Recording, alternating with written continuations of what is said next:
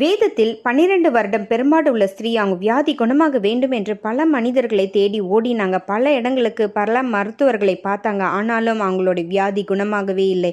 எல்லா சொத்து எழுந்தது தான் மிச்சமாக இருந்தது. கடைசியாக அவங்க இயேசுவிடம் ஓடி வந்தாங்க. அவங்க சுகம் பெற்றார்கள்.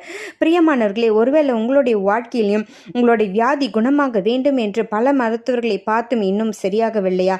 அல்லது ஏதோ ஒரு பிஸ்னஸ்ல உயர்வடைய வேண்டும் என்று பல மனிதர்களை பார்த்து பணத்தை செலவழித்து நஷ்டம் ஏற்பட்டதா? அல்லது ஏதோ ஒரு பிரச்சனை தீர்வாக வேண்டும் என்று பல மனிதர்களை போய் சந்தித்து ஆலோசனை கேட்கிறீர்களா?